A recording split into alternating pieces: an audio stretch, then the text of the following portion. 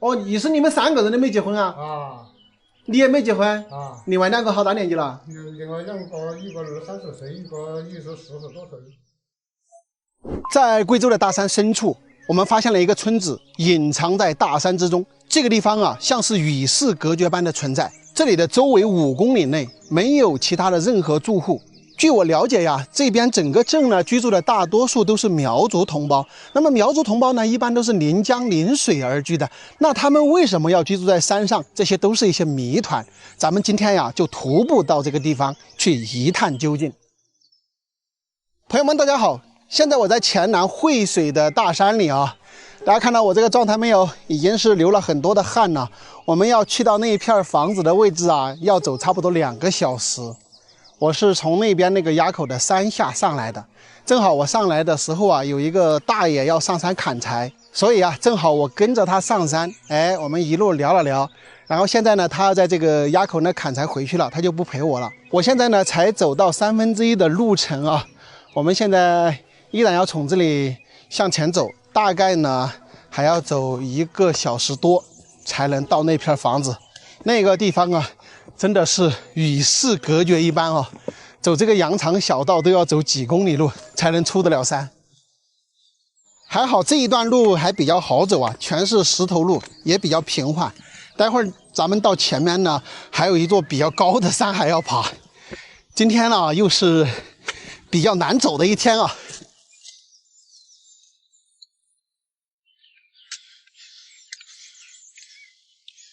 这里还要走一段，相当于是悬崖栈道。就这个路吧，让朋友们走可能都费劲啊。但是人家住在山里面的人啊，背物资啊，背粮食啊，对吧？我从这里上来的，在这边拐个弯，然后又在这个上面一层这个崖壁来。那么这里啊，又从这里笔直的爬坡。这个路的话，只有人工可以走啊，包括我们山里面要喂马呀，想用马呀、驴呀来驮东西，都是实现不了的。哎呀，不容易啊！哎呀，太累了，真的是望山跑死马呀！哎，我跟大家说这个是路，你们敢相信吗？但它确实就是路，看了吧？从这个乱石岗上踩过，一不小心跌下去的话，就只能看风景了。终于到达这个山腰口了，你以为就这样就完了吗？还要从这里过去翻另外的山呢！我的天哪，今天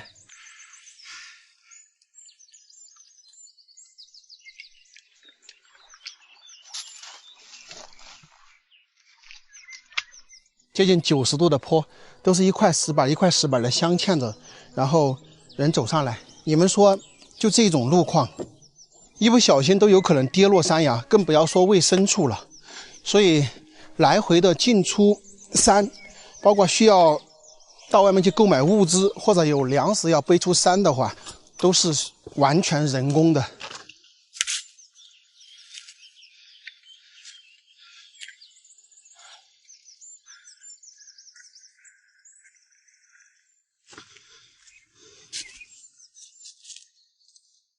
终于到这里了，朋友们，看看前面就是村庄，一片古老的建筑展现在我们眼前，赶紧进去看一看吧。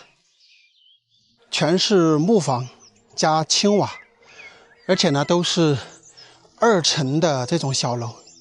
我数了一下这些木房啊，一共呢是有9栋，整个周边的这些土地呢有修整的比较干净，那整个看起来呢，这里还不算说荒废的感觉，对吧？这个房子应该是有人在家的吧？我们看上面的门都是打开的，但是不知道他们这里现在还有没有电啊？因为我看他这里呢挂有一块这个太阳能板。大家看他们这边这个房子其实还挺漂亮的，都是2层半的，而且修这些房子呢，应该是费了太多的功夫。大家走到这里的第一感觉是什么呢？我的第一感觉呢，就是这里的人非常的勤劳。为什么这么说啊？因为这里整个山全部是石头山，但是他们修建的房子啊，并不是石头房子，全部是这种木质结构的房子，而且修得比较大。而且你要知道，这些木房子呢，应该建设都超过100年了。那么要到外面运送这么多的木料到这个山里来，想想一下要花费多少的心血。可能为了建一栋房子，需要1年甚至更久的时间哈。大家从这个房子的结构能看得出来是咱们贵州的什么民族吗？这里呢是苗族的一个村寨，牛栏猪圈呀是建在下方的，那上边呢是住人，下边呢是关这个牛啊、关猪啊的地方，而且他们那个房屋呢建的也非常的有特色，是吧？这里是大院吧，然后中间呢再修了一个楼梯上去，哎，到2楼，2楼呢就是人居的地方。哎，我好像看到这个房子是有烟吗？这栋房子好像看到炊烟袅袅的，那肯定是有人在家呀。有人在家没得？主人家，老板儿，没人应我。刚刚我确实看到这栋楼有炊烟袅袅的，上面有冒烟雾啊。那有人在家，怎么没有人出来嘞？有人没到？有人没到？真的没人应我呀？有人在家没得？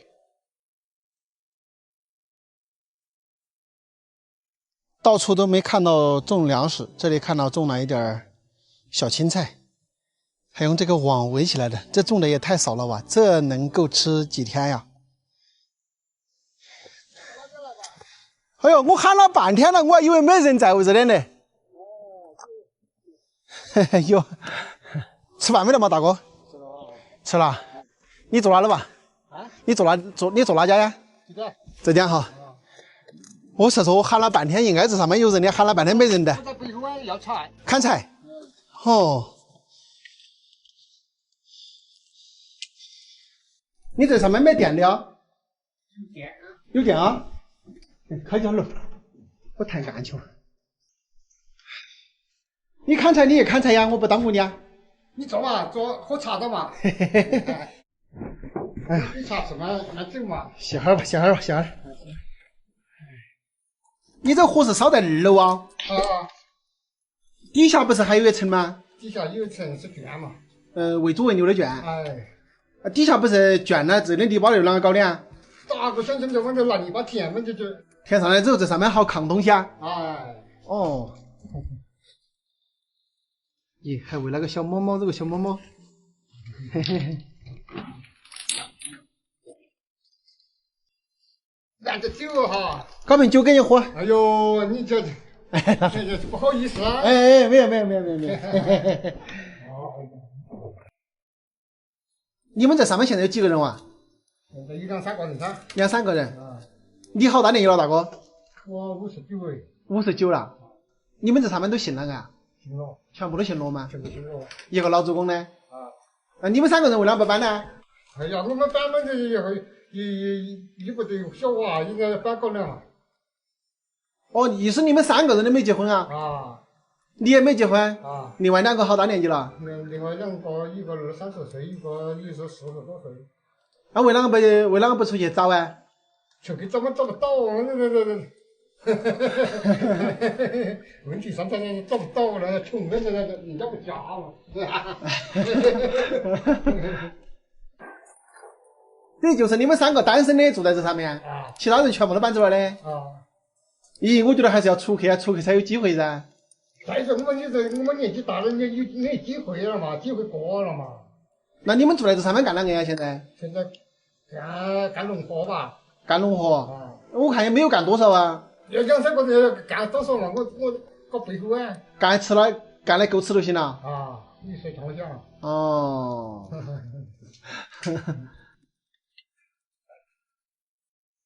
你们这个上面的话，像祖先那些搬进来好多年了？差不多100年。110年了。啊。这边原先总的有好多家人嘛？原来我们的老辈子4家。对，你们这辈儿应该有10几弟兄。啊，是。等于结了婚的啊，都出去了。你们3个单身就留在这里？留在这里，俺就不想起来要出去，我们没得住嘛，你可以做起吃，哪个送来给你吃，是不是？在这里还可以种土地哈。啊，在这里你可以种点土地嘛。等于你们出去的话，也就是我来的这条路最近。哎。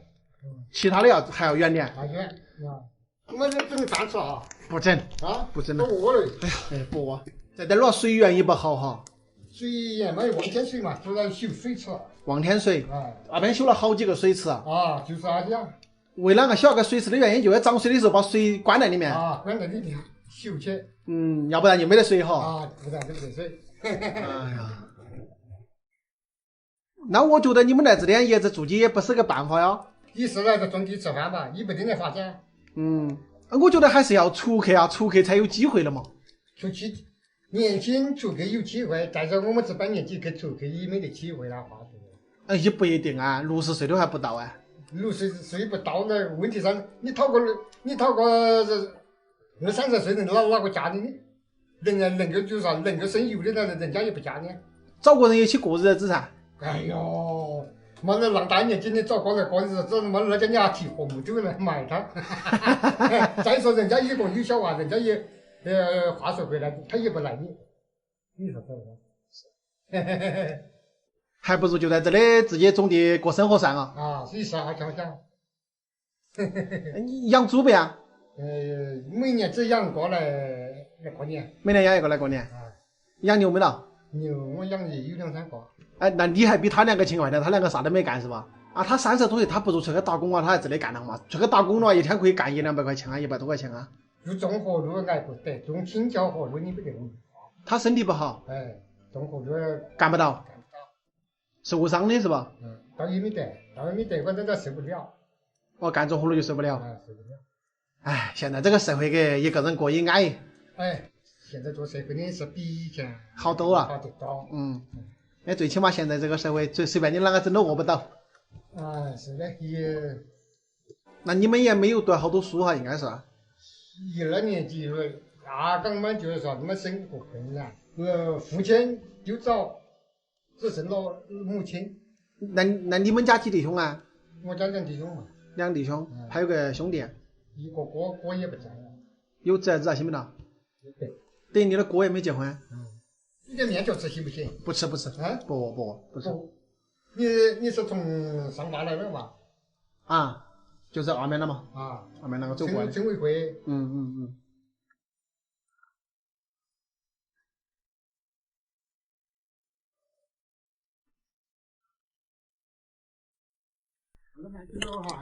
那我走了哈，打扰你了。大家知道我经常去走乡村呢，我会跟大家说什么世外桃源呐、风景优美呀等等。但是这个地方啊，还真的不能这样说。这个地方整体来说，确实是属于资源匮乏的那种。他们每家每户的土地也非常少，一家人可能几亩地，而且有的这些山林呢，也没有任何的用途，因为山上全部是石头。这里水资源也是非常的匮乏。大家可以看到，这些房屋的边上、山坡上呢，有好几口水池。这些水池呢，都是做来干嘛的呢？夏天涨水的时候，把这个山水收集到这个水池里面，没有水的时候呢，就喝这个存在水池里面的水。就居住在他们这个地方呢，确实是没啥意义，因为也没有东西可以发展。你发展养殖也不好弄，种植呢更不用说了，没有土地资源，对吧？所以说呢，住在这儿呢，也只能说种点地来自己生活，仅此而已。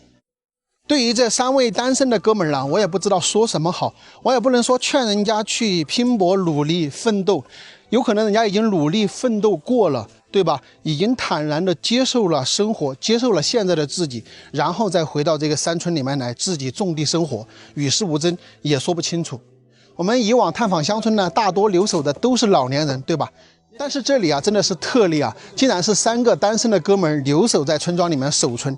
大家觉得他们应该留守在这里一直生活呢，还是说应该出去闯一闯呢？大家可以在视频下方留言评论啊。咱们今天的视频呢就到这里了，下期再见，拜拜。走2个小时的路，返程喽。风水云动天不动，水推船移岸不移。刀切莲藕丝不断，山高水远情不离。雨绵绵情意，多少故事在心里。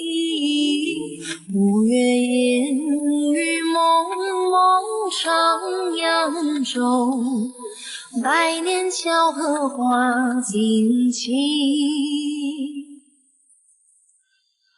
朋友们早上好啊！现在我在绥阳温泉镇的大山里，没错，昨天晚上我就居住在这个地方啊。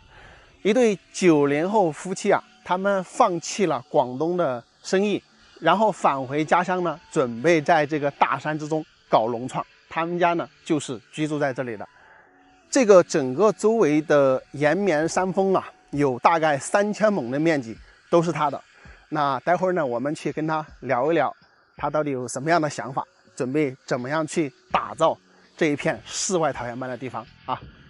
整个这一片，我个人来到这里的话，我是非常喜欢的，因为海拔也是比较适中，大概是1200左右的海拔，就是房屋居住的地方，不高不矮啊，特别适合长期居住的一个地形。哎，你起床了呀？起床了，哎，比我早啊。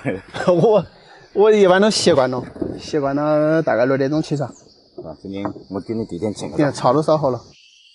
这金银花茶是不？金银花茶。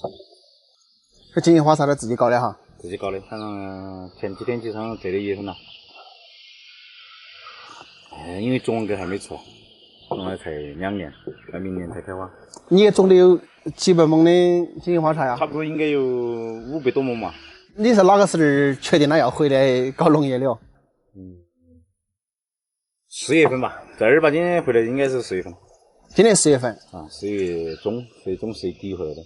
还有2个老人家，他们年纪大了，回来顺便陪好他们。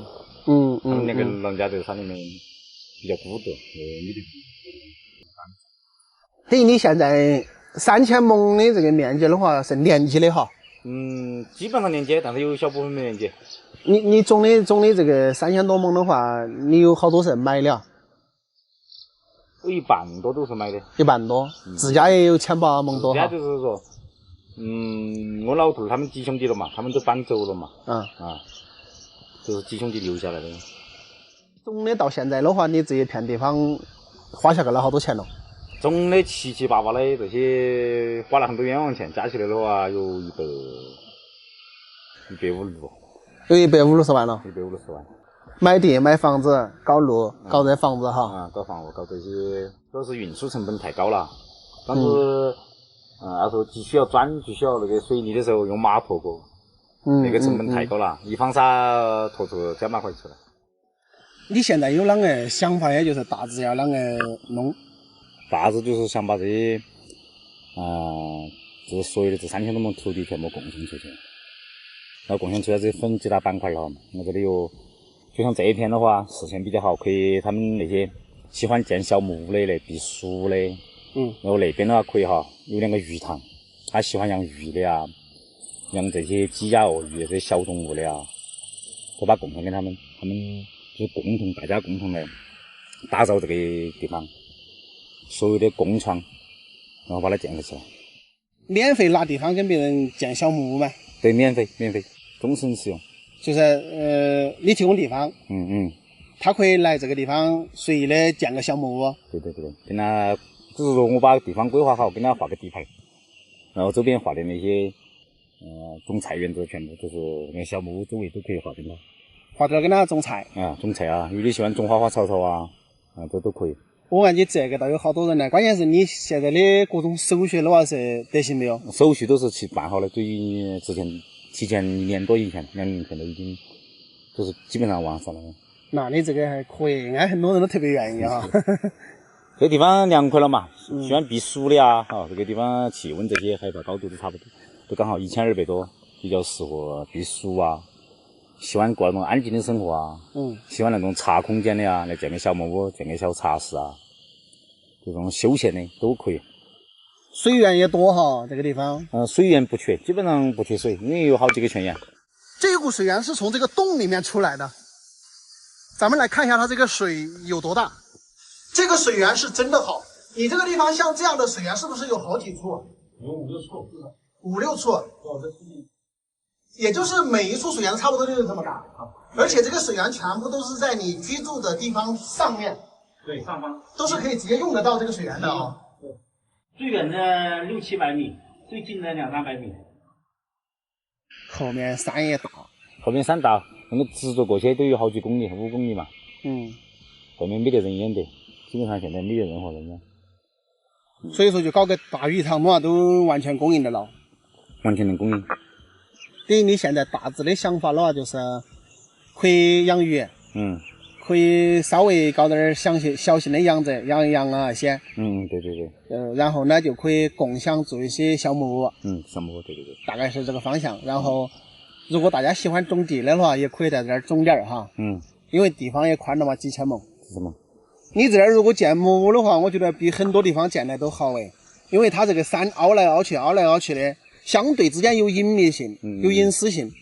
你看，我看有些地方建那种木屋的话，它是一排的，它是全部挤在一堆了嘛。对，那种的话，它没得啷个隐私性的。但是你这里的话，你可以隔个几百米建一个，几百米建一个，那都可以建很多。我觉得你这个想法很好啊。这一排的话，随便建个10几20个木屋，基本上房子小木屋与小木屋之间都基本上看不到。就是需要一些共同喜欢这个地方跟共同爱好的来一起打造。远离城市的这种喧哗，你共创也可以共创一些，然后自己也可以建一些。就比如说有些城市里面的年轻人，他就星期六、星期天，他愿意来山里面来好好的休闲一下，是吧？他也可以来这住2天清静。你这个地方的话，也还不是很远嘛，就是从许阳来的话，许阳下来哈，我们这下山是差不多7公里。然后下山村路出去到正常高速公路是12公里、19公里，19公里的20多公里，就是40多公里。许阳来40多公里哈。不到1个钟就可以到了。要干的事情还多得很。还没有。都是慢慢的来。现在只是这脚踏进来了。还没有起过，还没开始。慢慢的来呀，回来了之后就是回来都静下心，慢慢的，因为那边些我全部都放弃了，不做了，就是安安心心的回来。把这件事情做好。再一个就是老人家年纪大了，因为之前在外面的话，经常打电话联系，因为10天半个月都没人来这个地方，就连个70多岁有点不放心。是。在家里面陪下是他，因为我在他们家长大的，因为他们把我养大也不容易，在他晚年嘛，能多陪他几天。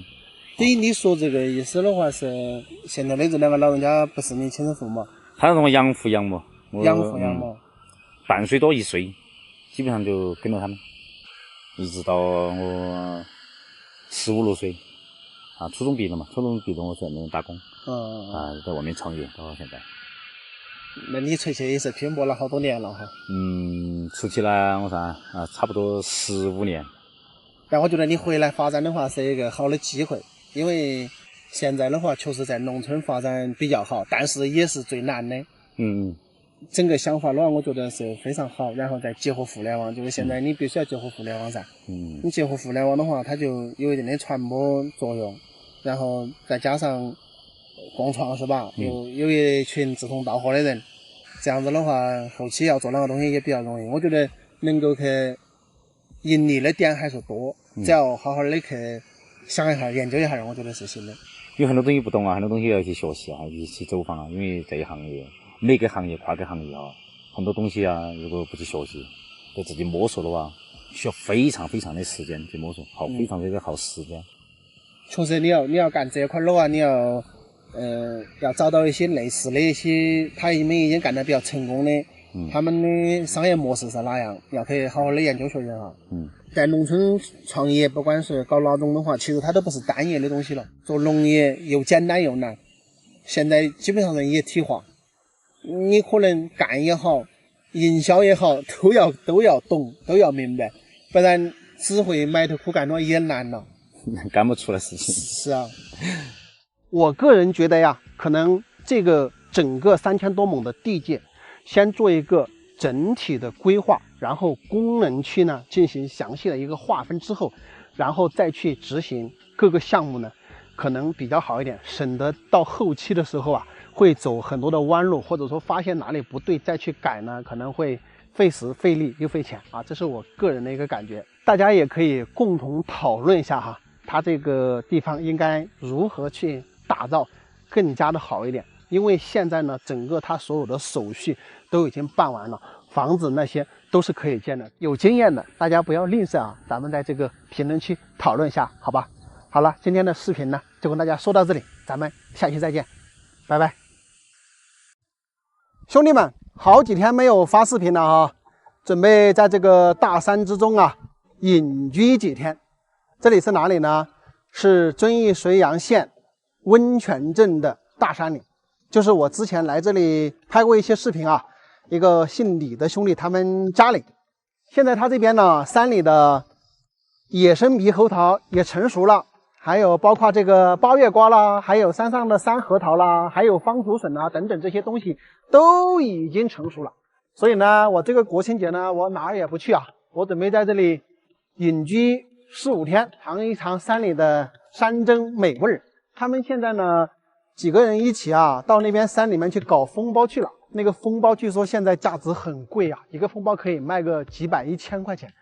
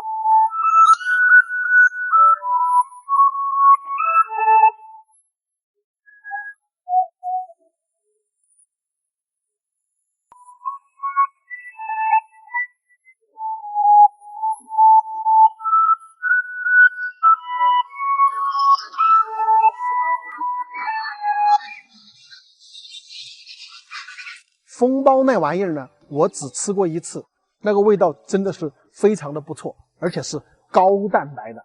但是朋友们，取封包是一个极其危险的事情，没有经验千万不要模仿，千万不要模仿。好了，朋友们，今天晚上我们就要享受这美味的野餐了哈。风水云动，天不动，水推船移，岸不移。刀切莲藕丝不断，山高水远情不离。玉绵绵情意，多少故事在心里。五月烟雨蒙蒙上扬州，百年桥荷花惊奇。老板娘介绍一下，老板介绍一下。老板娘姓钟，福建的。是福建的，人家姓李，压谷夫，我就是这里的压谷夫人，人家是压寨夫人，压谷夫人。然后今天感谢泰哥的天麻，再加上我们本地的土猪肉，还有今天欢迎我们的陈老师，远道而来的罗汉国老师，罗汉国老师。我记得我上次视频发了之后，人家说我喜欢老板娘。可以。喜欢和爱是两码事哦。对呀，哎，喜欢可以，喜欢可以的呀，不喜欢就不会来这里了。对呀。五月烟雨蒙蒙上扬州，百年小荷花亭起。大家好，现在我所在的这片地方啊，在20多年前连大米饭都吃不上，只能吃包谷沙饭。没错，这里就是大发天曲啊。这个地方呢，因为离我家乡比较近啊，已经来过好多次了。那今天呢，再带大家全面的了解一下大发天曲以及村庄现在发展的情况。首先，我带你们到这个最险峻的查尔岩那个地方去看一下那种险峻程度，让你们感受一下当年花了36年时间修建的崖壁沟渠是什么样子。这条天曲呢，是草王坝村的村支书带着当地的村民啊，断断续续花了36年时间修建的一条挂壁天曲啊，非常的了不起。现在呢，我们就来到了最险峻的一段崖壁查尔岩。那么我也不切近，让大家整个来感受一下这个崖壁。这条沟渠呢，它的主渠长度是7200米啊，支渠的长度是2200米，一共呢是9400米的一个长度。我们可以看一下这个崖壁的下方啊，非常非常的险峻。现在步行的位置离崖壁角呢，应该都是100多米的一个高度。我们可以看到山下的这个公路只有一点点，对吧？啊，非常的震撼。而且这个公路啊，我记得我们在10多岁的时候，20岁的时候，就走过这条崖壁公路，走过这条崖壁沟渠。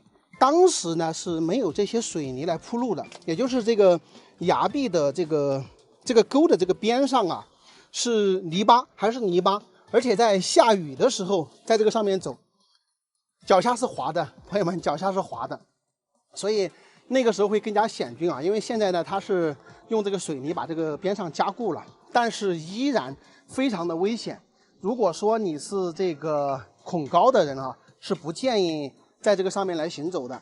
但是对于当地人来说，这个就是小菜一碟了。而且他们之前因为这个村庄，对不对？他要跟这边这个村庄来进行来往的话，他走这个山上去翻过去的话，需要走2个小时的路程。但是他们通过这个崖壁沟渠这个上边小道走过来的话，就可能是半个小时吧。所以当这条沟渠修成的时候呢，他们就已经把这个当为通行的一个步道了，而且还要背100多斤的煤啊，背一些柴啊等等的，都背着从这个上面过。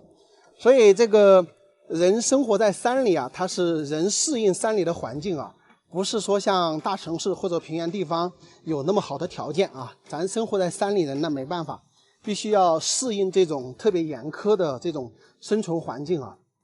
那今天呢，我们就只走到这个查尔岩的这个位置，因为这里呢我来过好多次啊，其实拍的也比较多。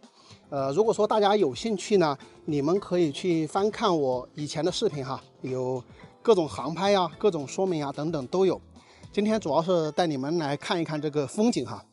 这个看一下，从这里过去哈，一直到前面这个地方，看到没有？这个地方呢，当地的人称它为螺丝水沟沟。这个水呢，就是从那个地方开始啊，平缓的引过来，之后经过这个最高的这一座崖壁，对吧？然后一直到前面去呢，翻过那一座山呢，就是到草王坝村。那整个沟渠呢，是经过了3个村庄啊，9处大小的悬崖，10多处峻岭啊，非常非常的艰难的把这个水渠给修通。这一条沟渠呢，是1959年黄大发上任村支书之后呢，带着当地村民一同修建。95年的时候呢，这条沟渠修通。那么整个时间呢，断断续续是花了36年的一个时间。然后其实这条沟渠它不是一次性修通的啊，因为一开始他们修沟的时候，也就是59年开始修沟的时候呢，他们的那个沟实际上是在我现在所在的这个崖壁的上方啊。但是当时因为是一个技术的原因，所以那个沟没有修通啊，废弃了之后呢，黄大发支书呢又到这个镇上啊，到县里去学习水利工程，学习了3年之后呢，回来，然后在92年的时候呢，再开始修沟渠。那么这一次呢，就是一鼓作气的把这条沟渠修通，3年时间呢就修完了。也就是说，在95年的时候呢，这个沟呢就通水了。带着村民把这条水渠修通的黄大发支书呢，也在2017年被评为了中国年度10大感动人物之一啊。其他的荣誉呢更是数不胜数，我就不一一跟大家讲解了。1995年草王坝村通水之后啊，黄大发支书呢又带着村民进行坡改梯，把昔日的这些土地全部变成农田，从此呢就改变了村庄以前吃不上米饭的一个窘境。黄大发的脚步呢其实从未停止啊，他带着村民把这些村里面的土地改变成农田，有了大米饭吃之后呢，又带着村民挖路啊，从这个镇上乡里把路慢慢的挖到这个村里面，也是几十公里的一个路程。当时也是费了非常大量的工程啊。等到这个公路修通了之后啊，村民们慢慢的都过上了幸福的日子。然后后来这个因为仁怀到遵义要修一条高速路嘛，好像之前这条高速路的路线是偏离现在所在的位置的。那黄大发呢又去各方面去争取、去申请等等，最终呢这条公路也通过这个地方，而且呢还在这个地方开设了高速路的出站口。可以说现在的草王坝村呢已经插上了腾飞的翅膀啊，整个看去呢就是一个新农村的面貌啊。所以这个也是一代接着一代人的努力换来的结果。正因为仁遵新高速从这里经过，而在这个地方呢又诞生了一座世界级的大桥啊，就是我们眼前这一座大发曲大桥。而这一座大桥呢，在同类型桥梁中，它是排名亚洲第1的。所以说呀，咱们的幸福生活都是一代人接着一代人不断的努力得来的。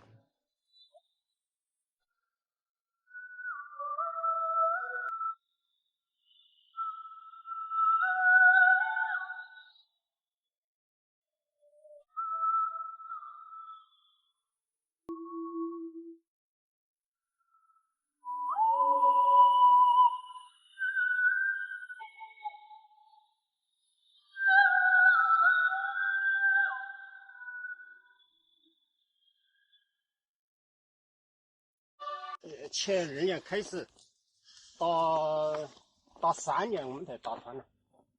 前2年开始到3年啊，到前3年为什么到的？前3年的，前3年开始，到3年才搞打团了。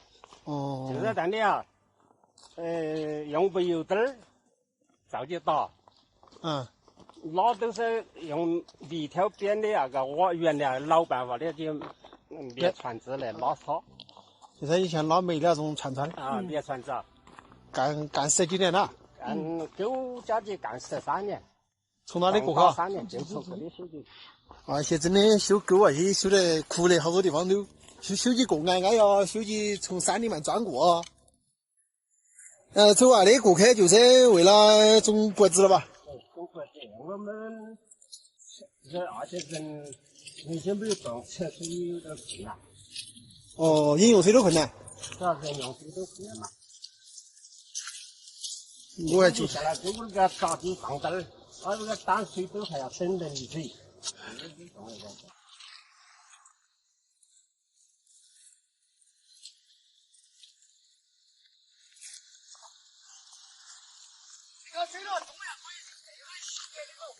耶，这个是温泉那个个弄大的雾，这个水上。热坏的了嘛，结婚就是热坏的。从哪冒出来了？这里要吃的苦几去了，冒起了。我一说冒水是这块儿的，原来还。这提干，这出来水就这里过去丢。哦，这里拦你过去的哈。这冒起到周周。大家提干都是我们。这提干是他们做的了嘛？我们下来肯定出来。先是他们才修的城来的嘛，这水就这个位置嘛。我们那个冒水现在都有。他那不要阻断嘛就没有了嘛。阻断就没了，没说忍住。硬化路通了就要恢复收。要把它恢复哈。水就从这个地方冒。这个水燃坏了。他100起的大的，100起的几个。跟他谈的那个，喊他把这个我们做这个。我那当时在桥，你就是。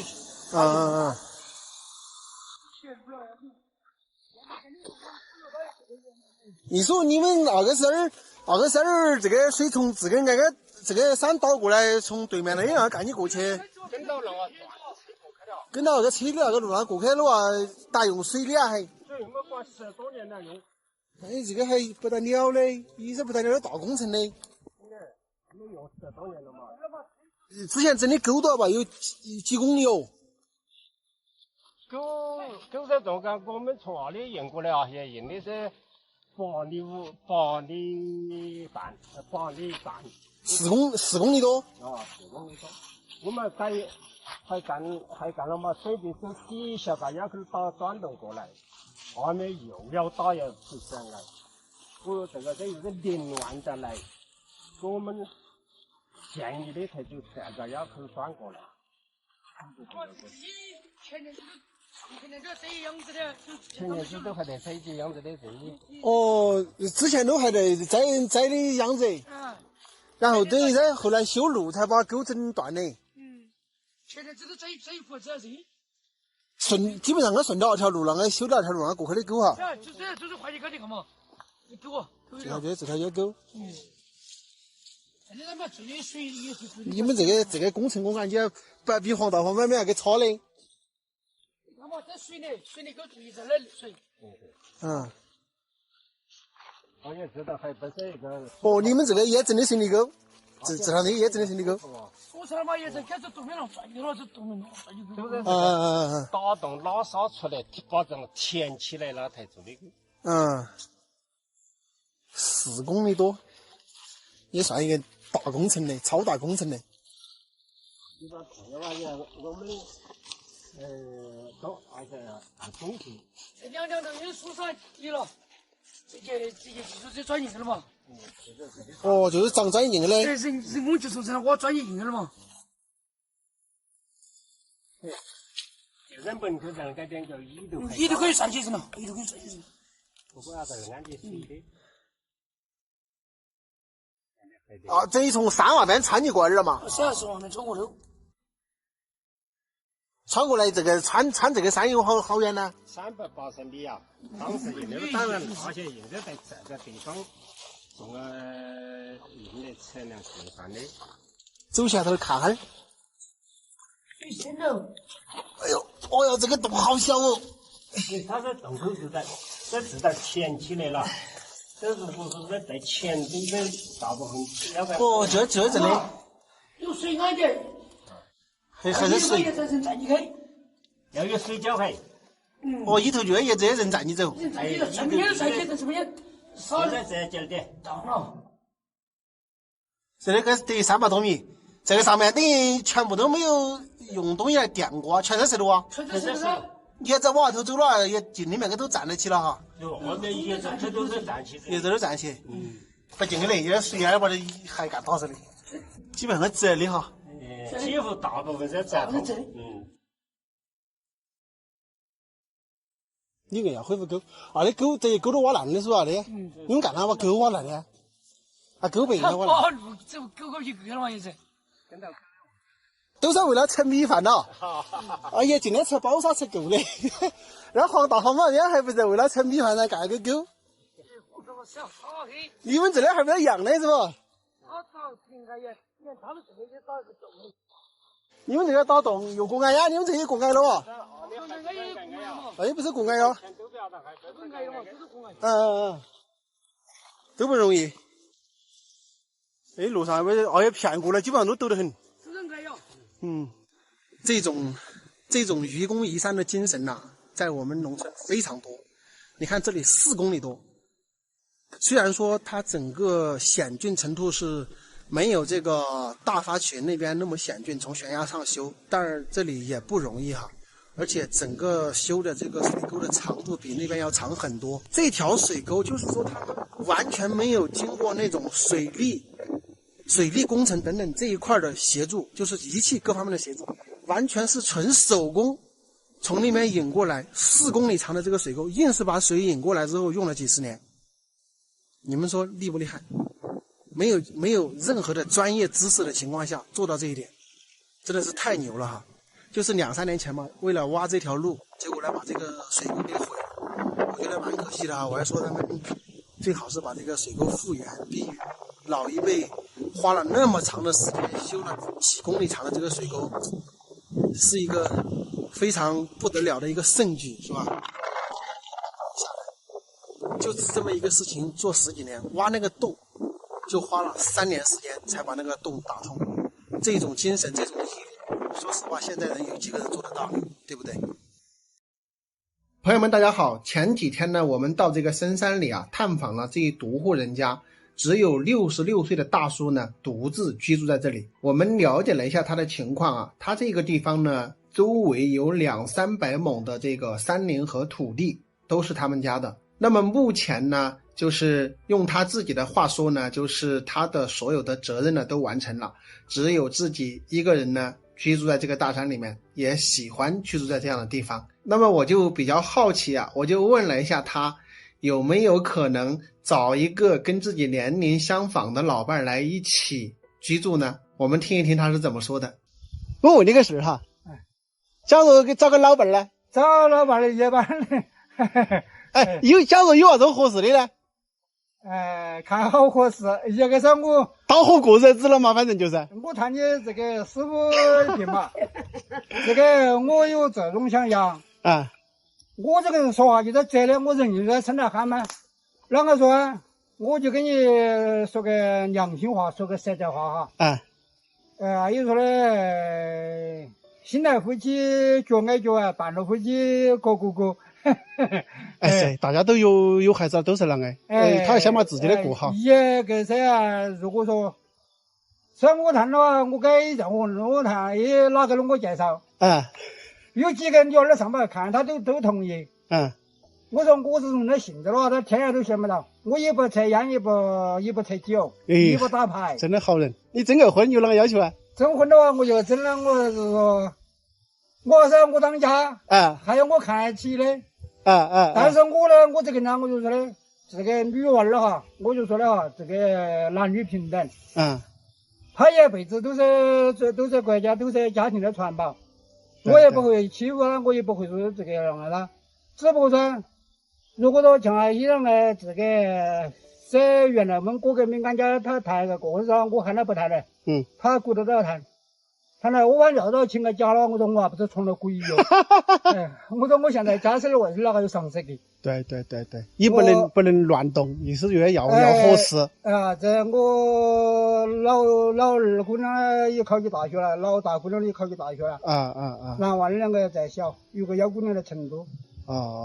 对，我身份证呢，我说我谈也可以，是不谈也可以。就不要想跟我要求啊，我看起人。我谈呢，我不是夸他一个了，当面的所有人都晓得我。我原来我家里面是四川合川的，反正说站着比了啊，不在人前不在人后。还是我当家。那肯定嘛。我这个我就是我性情生的那个，我也并不是这个就有那种过去那种老习惯哈，有那种踢打那种性质哈。纯粹当个耙耳了，我也不干。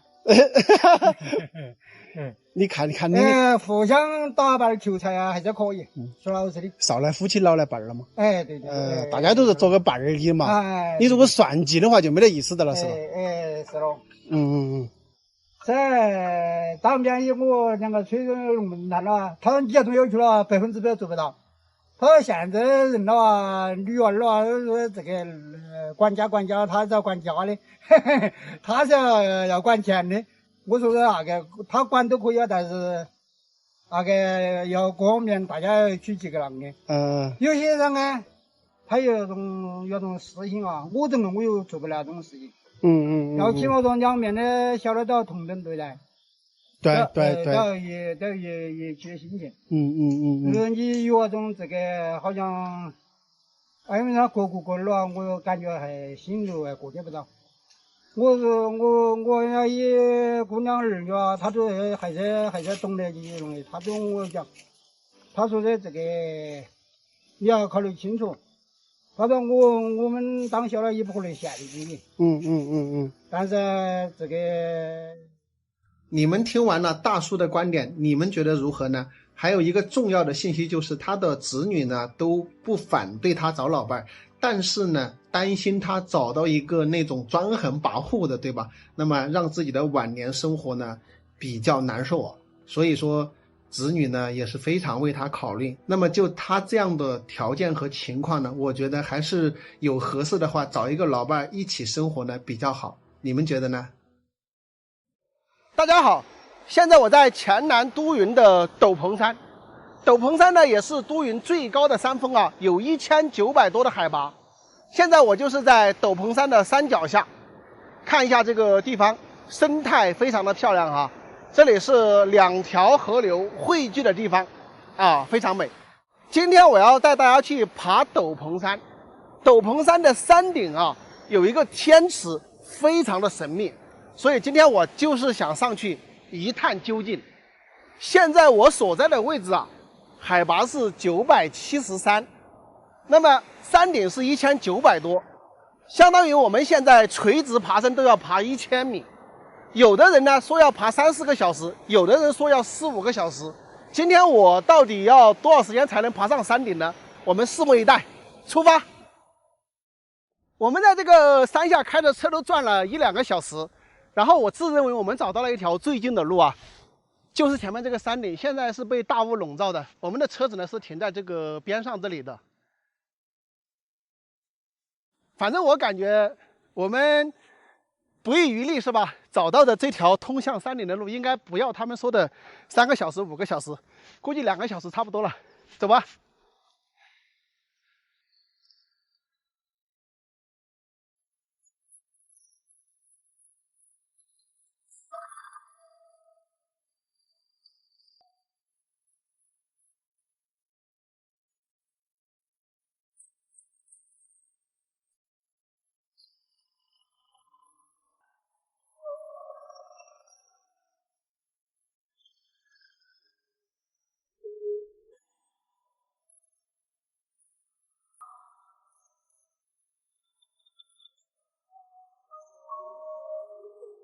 看，这里有一棵野桃树。那么我们呢，将要走到那个山顶。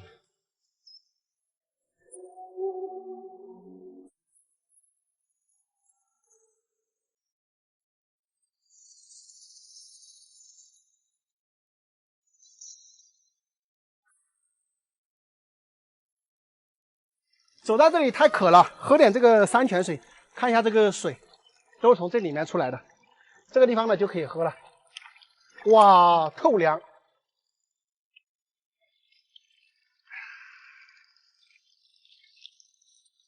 这个是斗篷山天池流下来的水，特别好喝啊，特别甘甜的那种味道，真的有点甜味嘞。啊，我都喝上瘾了。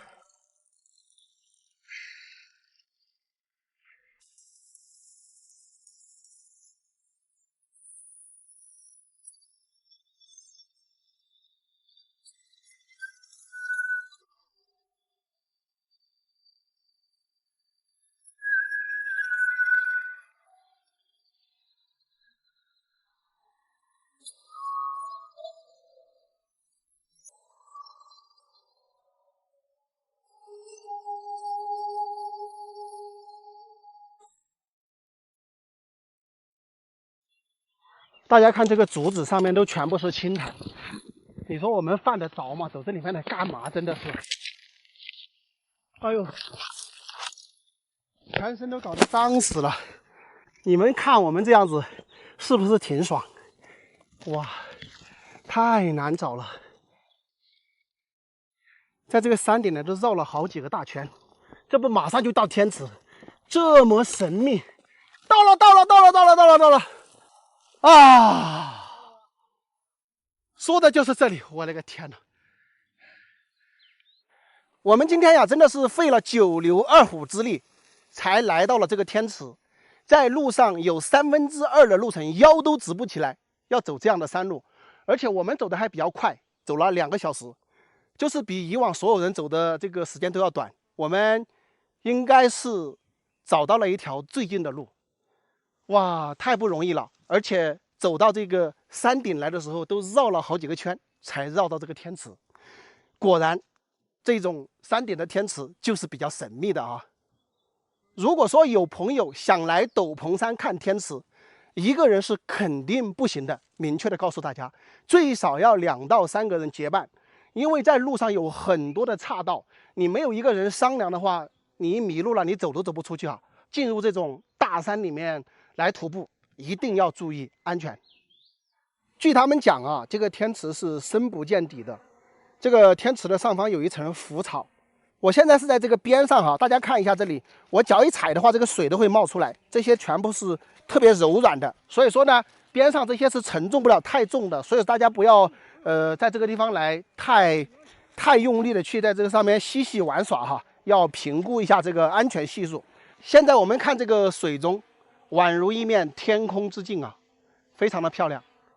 斗篷山的海拔呀是1900多米啊，它也是这一片山峰最高的山，也是这些群山的领头羊，所以说这里呢也被称为龙头。那么正好在斗篷山的这个山顶啊，我们在这里发现了一个巨大的天池。这个天池非常的神奇，它就在山顶。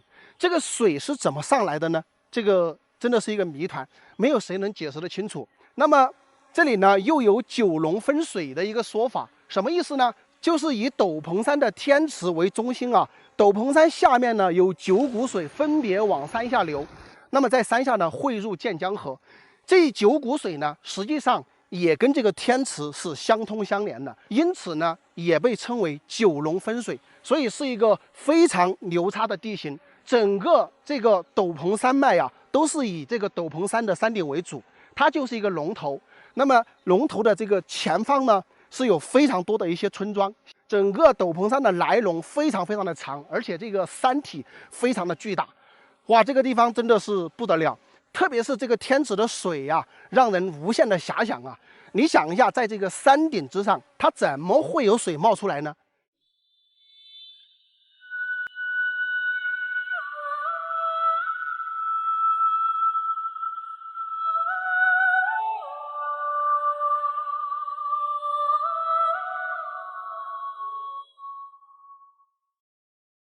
我看到这个山上有一独户人家居住在这个山上，所以呢我也没找到上来的小路，然后我就顺着这个林子爬上来，结果爬到这里一圈全是这个茅草，看着全是杂乱无章的这些野生动物跑来跑去的这些痕迹啊，我都担心等一下我会不会碰到一群野猪。哎呀，我已经上来走了半个小时了，还在这个林中间。我给你们看看吧，这种各种各样的路径，看这些都是整得乱七八糟的这种路道。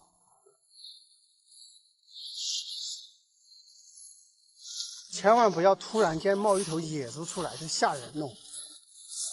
看看这个路，哇，走得乱七八糟的。我现在不知道往哪里走了，走不出去了。我就跟着这个路走吧，是不是会找到一群野猪？找野猪都是个问题啊，主要是怕踩到那些装野猪夹的。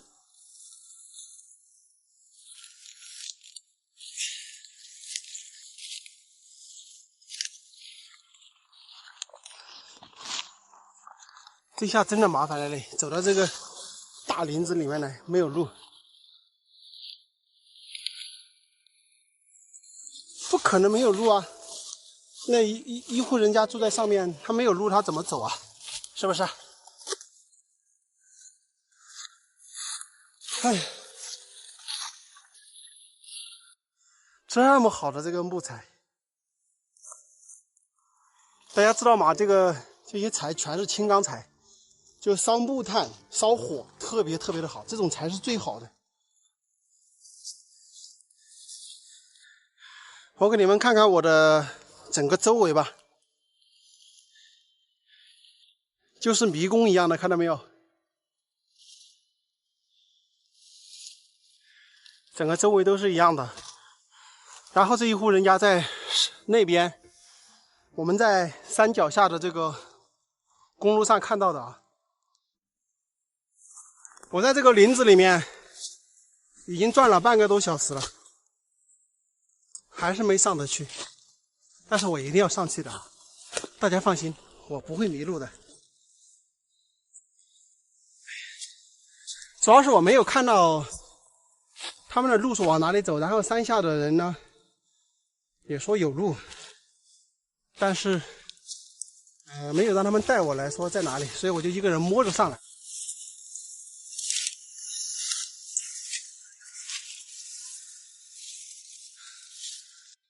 你们看看这个怎么走吗？这个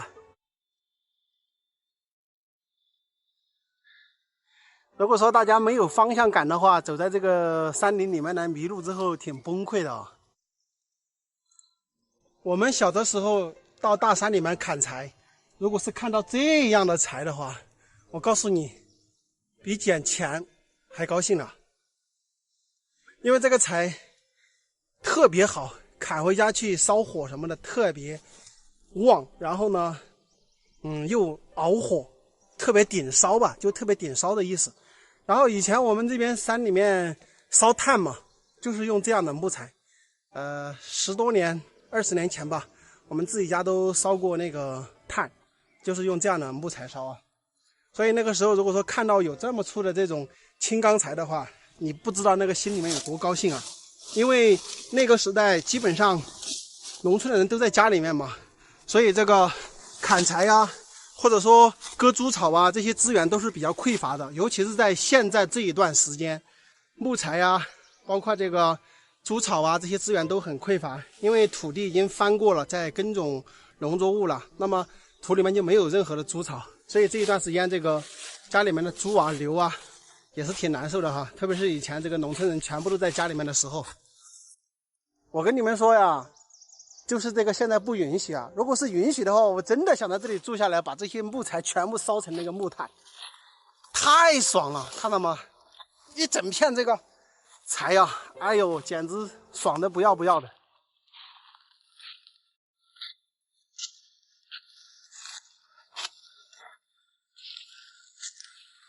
哎呀妈呀，走在这里看到一座坟了，2座坟，看到没有？这里一座坟，这里一座坟。那看到坟墓了，就证明快到了啊，肯定是快到有住人的地方了。也看看这2座坟葬的这个位置，这个风水还不错的。大家看一看，我没有忽悠大家吧？我确实是到这个大山上来探访了上面那一户人家，看到吗？是有人居住的哈。终于看到了哈，差点迷路了，在里面折腾了1个多小时，在这个林子里面，然后房子就在对面，找到了。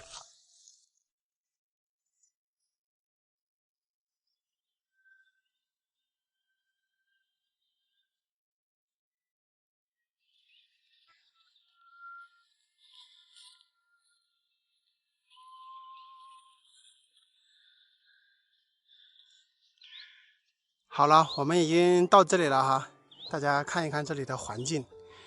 然后这个边上这些蚕豆呢是他们种的啊，整个这个地方环境非常不错，然后他们自己有种一些菜，应该那边还有土地的啊。然后整个山下我给大家看一看，公路呢，下面那个就是公路，看着一点点窄的那个就是公路。你们可知道，我就是从那个公路那里慢慢爬上来的，可不近啊，朋友们。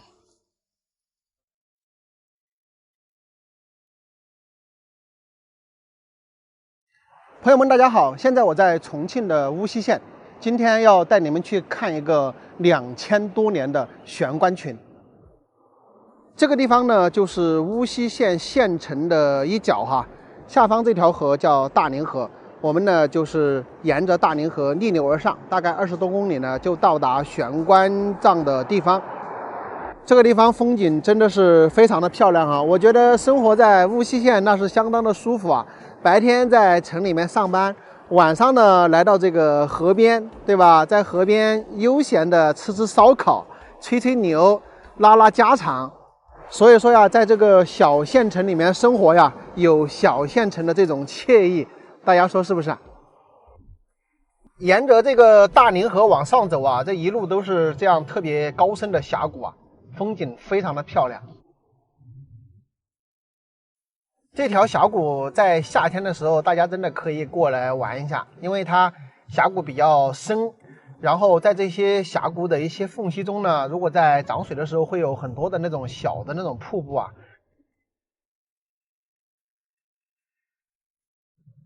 边上那个地方还有一个山洞，看一下上方的崖壁，都是非常非常高的。这个跟我们现在这个公路的落差应该是在200米左右。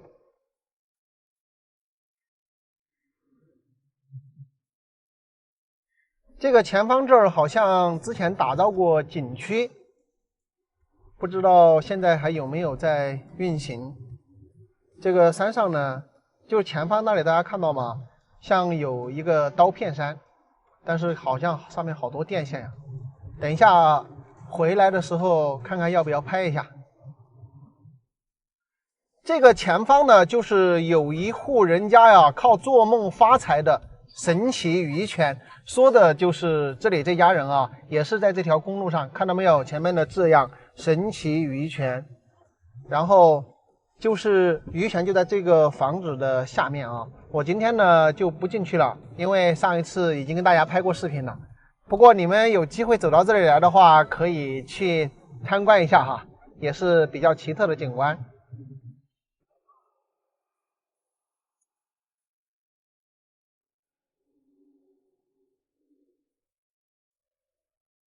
朋友们，现在已经到达了这个玄关所在地啊，这个地方叫做金竹坝。那么这里有一块文物保护牌匾啊，金竹坝盐官群。我们从空中看呢，这个地形也比较特别，下方呢是大宁河的支流，然后两边呢都有很高的崖壁，盐官呢就在左侧这个崖壁上。现在我来到了河边哦，大家先看一下这里的风景，真的是非常漂亮啊。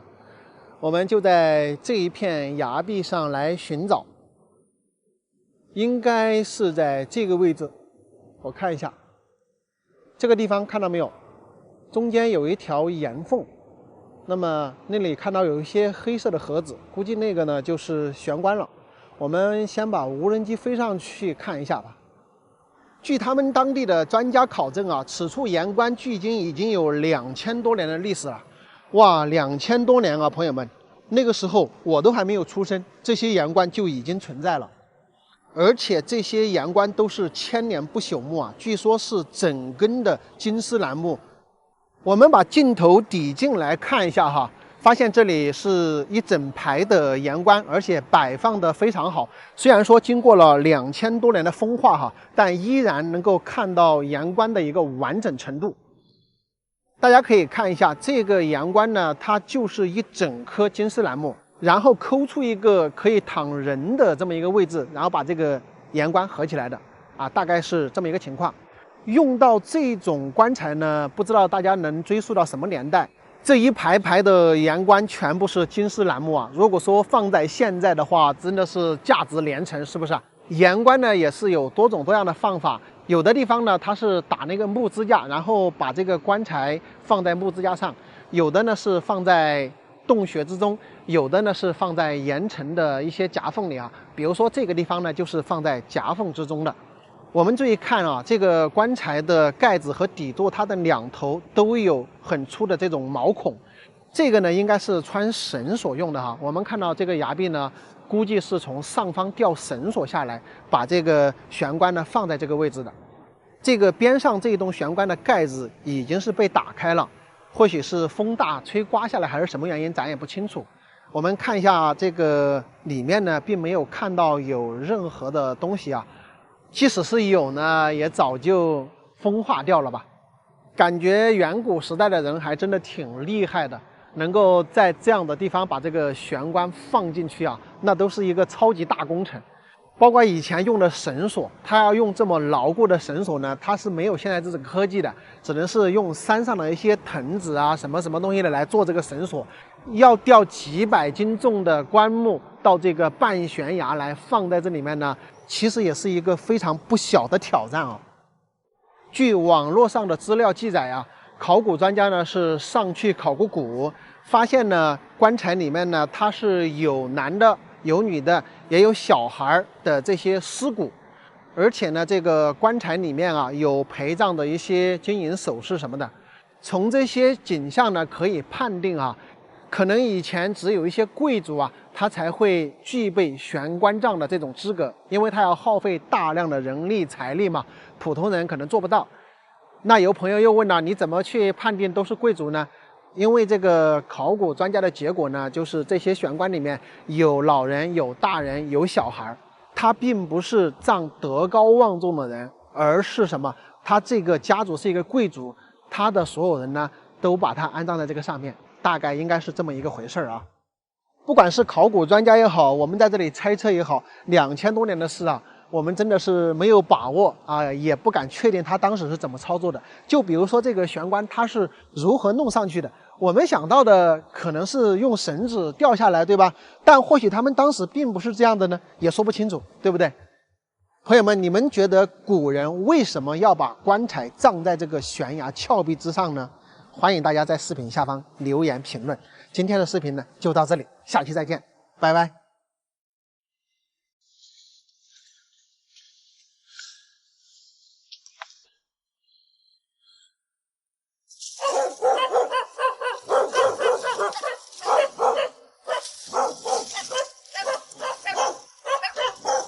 你们吃饭没喽？喝。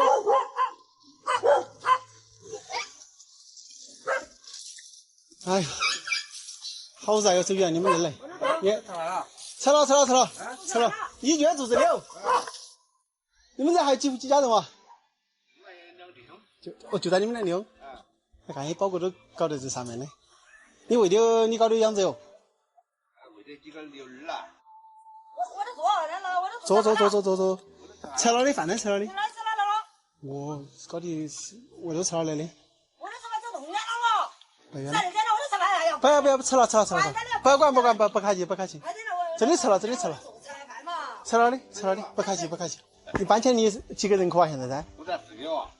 4个人口啊，也不划算。这不划算了，我不敢去居。你这个房子弄起大呀，板高这个才80个平方。你这个房子100多个平方的。对吧姐？你切住的嘛，9住啊？8住的哈。你这个房子吧，都是一好嘛料，我看你弄出同家。现在烧的8箱。现在烧我8箱。我的硫磺厂的几百年了。几百年了。我们那个起这个已经卖下来，都得将近800年了。你买的人家旧的？买的旧的草房的改的啊，改成瓦房了嘛。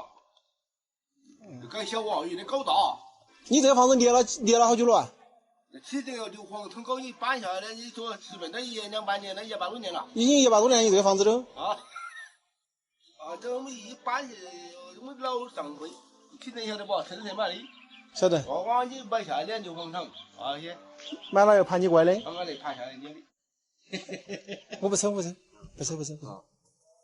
那年纪轻的那个白头发都长起了。烧了10多年了。10多年。不通路就恼火，反正不通路哪个东西搞不到。不想走啊，不想搬走啊，就可以一个干那个2-3万块钱嘛挖掘，因为你这个平了嘛，挖掘了之后不打硬化都无求所谓啊，只要挖的时候挖平点，不打硬化呢，然后石头拿点石过来把面平就可以了，平的就不要紧了嘛，它爬嘛是爬那种陡坡了嘛，不打硬化的。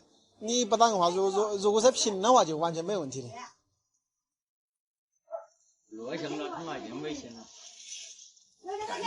现在呀，政府要往政府解决不？政府不解决，现在当时农户就要给万宝块钱干到啷个面了。现在呀，他只有等你自己挖，他是不拆迁挖的，他们是肯定不拆迁挖，他喊你搬。搬过一部分。你自己拆迁挖了之后啊。然后假如说以后有指标啊，会给你打。但你说现在他来跟你直接挖路啊，不会来挖的了，因为你只有2户人在这里，2户人在这他批不到的，上班人批不到的。他批不到不嘛的，反正现在呢，你就政府你来走么子的，你就进了小人家走。你政府有点款薄起来，人家车子就开到我门口了，那你少走，是不是啊？是。你走到我这里的分店，你晓得的这条路子就过来，也上也下。现在实体的路又不好走，你走有么条心啊？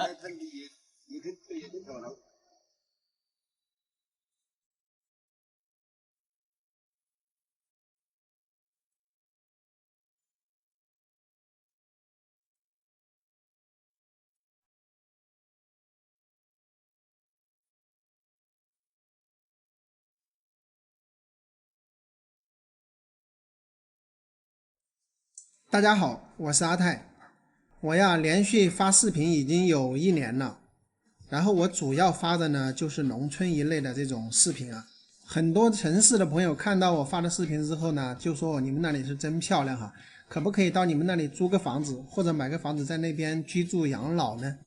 当然呢，这一部分朋友呢主要是退休人员或者说临近退休的那些叔叔阿姨们，他们呢因为长期居住在城市哈，也一直在上班呢，也没时间到农村来，那正好现在退休了呢，就非常向往农村的生活，也想到农村来过一过这种乡村田园的生活啊。其实大家也不知道哪个地方适合自己，我要到哪个地方去，其实就跟农村人进城市一样的，我不知道到哪座城市是一个道理啊。所以呢，今天阿泰就跟大家聊聊这个问题啊，也顺便呢给大家一些比较好的建议吧。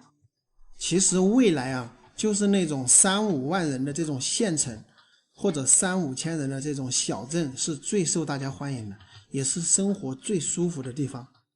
不管你是长期想到这个山区来养老，或者说在这个地方来体验农村的生活，那么我都建议在这个乡镇的周边，大概在这个5到10公里范围内吧，是比较恰当的。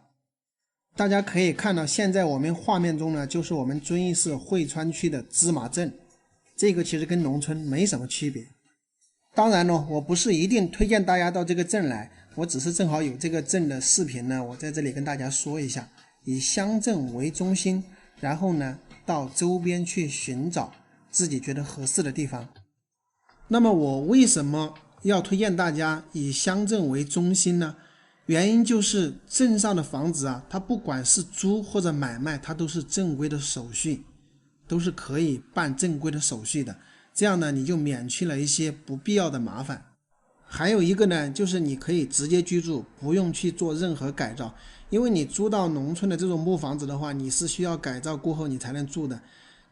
我相信你在城市住惯了，就是各种卫生条件都比较好的情况下，你到农村住那个木房子的话，你肯定是住不下去的，你肯定需要进行改造。那么改造呢，也要花不少的这个精力和金钱了。所以说我觉得就养老或者说体验乡村生活的话，更适合在这个乡镇上居住啊。如果你想搞一些种子养殖，那么你就以乡镇为中心，周边的10公里范围内去找那种合适的地方就可以了。特别山区的地方真的不适合大家养老啊，或者体验这种乡村生活，因为各种的这个生活配套设施，包括这个医疗服务，它都是跟不上的啊。所以我最终的建议就是让大家先去找到一个自己喜欢的镇，就住在镇上，或者说就在镇周边去寻找就可以了。今天视频就到这里哈，希望对大家有用，拜拜。朋友们大家好，我是阿泰。今天呢，我在瓮安县的深山里边，那么这里呢是有一条毛毛的公路通向里面深山。那刚刚呢，我们用无人机看了一下，里面好像有一户人家啊，我们现在过去探访一下。这个路的两边都非常多的这种草，看到没有？这不喂点牛羊都有点可惜了。这边种植了西瓜吧，这个是西瓜吧。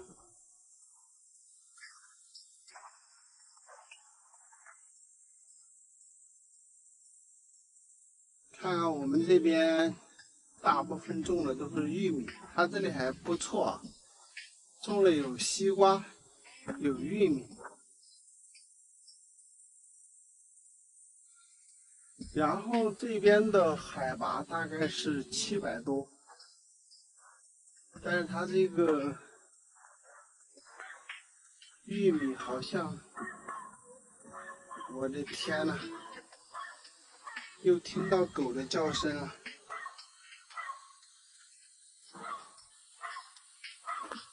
这都让我有点恐惧了。天！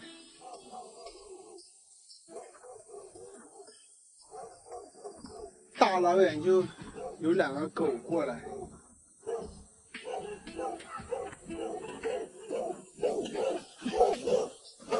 哇，吓死人么！吓死人么！这么多狗！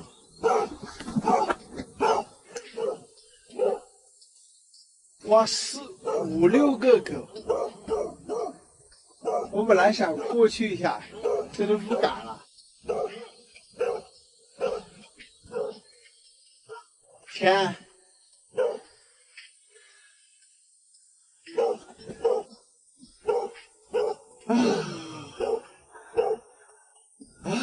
我的个天呐！主人家嘞？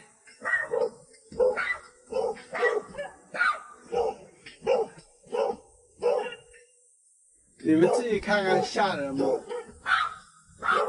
？3个、6个、8个，主人家呢？我就想问。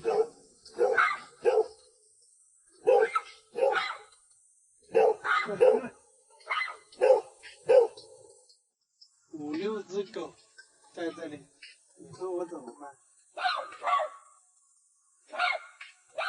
你过去也打不过我，刚才吓我一跳，我以为只有2、3只，2、3只的话还吓不到我，再压我一下来7、8个，你说我咋整？你们知道吧？我无人机看到是那个3号那边有一家人住在这个江边的，我想去那里玩一下。但是走到这里，你看，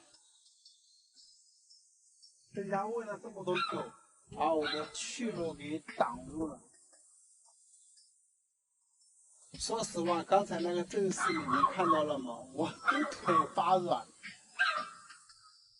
现在就跟这几只狗僵持着，过也过不去，他们也不让路，你看，它就在这中间，它也不咬了，这会儿，它就不让路。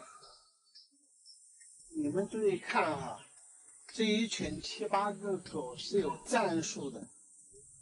那么这里有2个，这里挡路。哎呀，你终于找来了！我说你养只7、8个狗太害人了，很高不？不高吧，不高吧？天了，把酒给呀！你啷个喂那么多狗哦？太吓人了！回去打牌了。你干了？啊，我在江我把江了回去，我转的也挺远几许个。哦，你搬来江去回来住噻？我是啊，说看到这些整片都没得那个人了，一土都荒了的。荒了嘛，经济搬迁，我不老子这我这个做不做，我转的我这人也好了。这个手子荒那个都对不着的两种不去，我说我是抓黑帮了你，我就说吧。对，甩谎也确实可惜。哎，可惜。你这个都等于甩谎了一段时间才回来开的。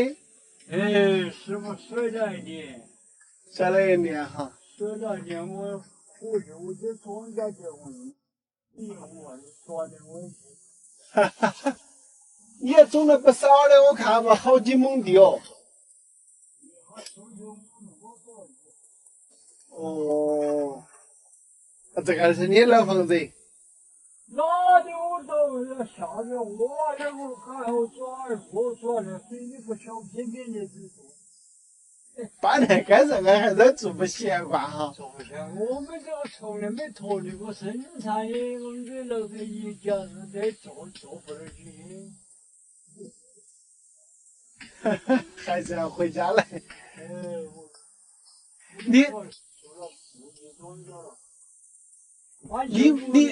你们这些搬那个早啊，5年前就搬了呀？啊？5年前就搬了呀？哦。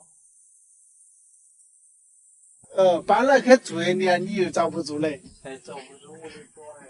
回来住庄稼。你好大年纪了？72了。你看你硬着的很呢。老伴儿呢？一下在江外河那些这了。哦，全部在江外河带水那些。3个日子了嘛，都在江外河滩头上，在江外河了。哦。他这河有娃儿去住，我回家的。你还养了2个儿鸟，山上抓的啊？山上好喂的好玩了。我看好多老年人了，搬迁了出去都住不习惯，都要赶紧转来。哎，是嘛，我们这边住。也长期都做生产的，不做生产就耍几也不耍不住。哎，耍不住，关键是。就像煮来喂猪了，还喂他们了。哎，我要煮条喂猪了，我是做这些的嘛。要得，不要紧，不要紧，你忙你的，休息会儿，休息会儿。哦，点没人的了，我说下去耍会儿来。你弄多个狗娃娃，煮都要煮好大一锅。煮上一锅吃3顿，要喂3顿。煮一锅喂3顿，那差不多就是煮一锅喂1天了嘛。哦，煮一锅喂1天了。现在也可以带起喂点猪啊些哈，麻烦。现在猪这2年这个猪的病变大了，狗都喂不住。哦。不要死，病非常多嘛。病大的。你肉不是肉是自己吃的呢？我来喂狗啊。你肉都拿出来喂狗？嗯。你这是哪个肉啊？好肉了啊！耶，你这个狗儿喂得好嘞。那好的肉，我都去煮了，让它喜欢吃了。是，看来你把这些狗都喂得好。现在的是养生的待遇噻，比我们以前人的待遇高哦。哈哈哈哈！你们看这些狗的生活过得真好啊！这么大的肉煮来都是给狗吃的。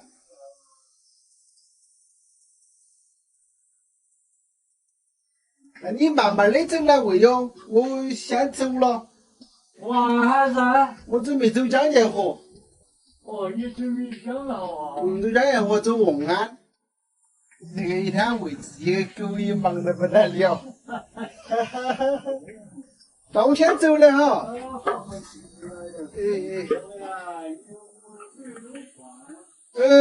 不是，都不饿。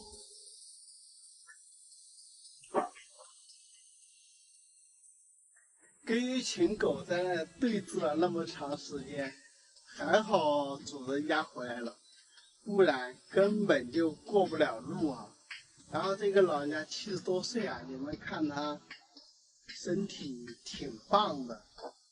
然后他们这里呢，5年前就已经全部搬到江界河镇了。但是他住了1年之后呢，好像住不习惯哈。农村的老人呢，都是那种。就是长期务农呢，他已经习惯了。如果你让他在一个地方去待着，一直待着不做活了，他受不了，所以他已经回来4年了，在这里搭了一个小木屋，然后在这里把这些庄稼呢全部种起来了，排污了那么多的狗，太吓人了。刚才要不是他在那里解围的话，那完全根本就不敢过去。